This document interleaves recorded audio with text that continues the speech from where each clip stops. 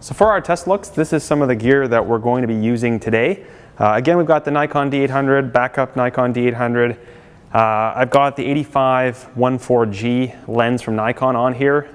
Canon makes the same lens. You can also use a 50mm prime, although I don't recommend going that wide.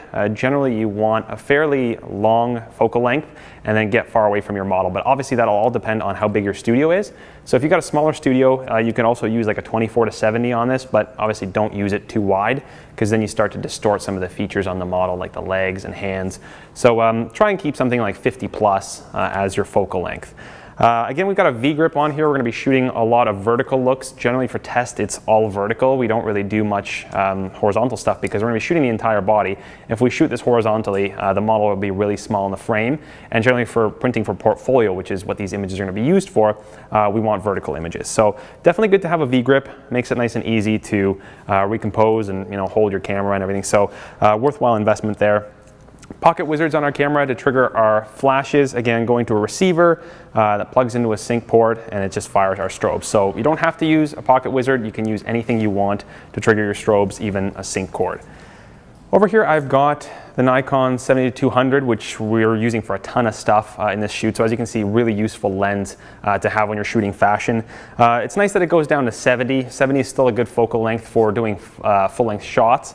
Gets you a little bit closer than the 85, and it's nice to have the ability to zoom in and out between 70 and 200, because for these test looks, we do want to have some that are full length, some that are like 2/3 and 3/4 looks as well. So we can really quickly kind of zoom in without having to move around too much. So really nice lens to have. Again, a variety of lenses that you can use for this. There's no really set type of lens that is perfect for all this stuff. Again, we're shooting tethered for everything, so get a nice long tether cable. You're going to be moving around back and forth, so make sure you get the right tether cable for your camera system. Check whether it's USB 2 or USB 3 or even FireWire, and get a nice long one, at least like 14 feet. Just makes it a lot easier when you're kind of shifting around. In terms of light sources, really what we want is we want a nice soft light source. So we're going to be primarily using the Broncolor Para 220, which we can back off, gives us a really soft light source, really flattering light. We want that light to be soft because we don't want to spend a ton of time retouching these images. We want to spend maybe like 20 to 30 minutes on the image when it's done.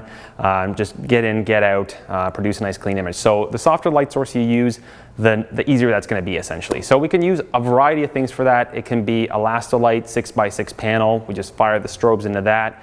You can use another brand of Octa as well. Elinchrom makes a 7-foot Octa. They're probably about $400, $500 and works really well for this kind of look. So invest in a large light source. It just makes it that much easier to get the shot. Allows the model to move around a lot without the light changing too much on her. So really consistent, simple light to use.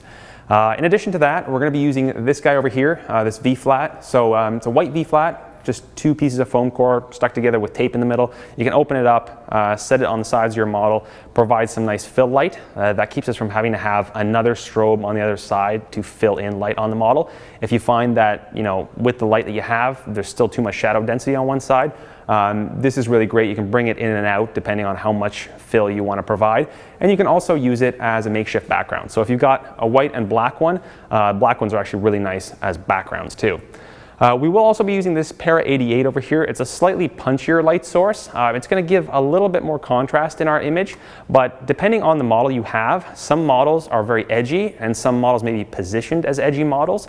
So you don't want something that's going to be too soft. You want to keep that edgy look in them, in which case you're going to use a smaller diffuser like this and just create a more high contrast image. So that kind of just goes into what type of model we're going to be shooting. So that's all of the gear here. Again, with lens, camera, really flexible. You can use a mirrorless for this. Just make sure that you have a good focal length.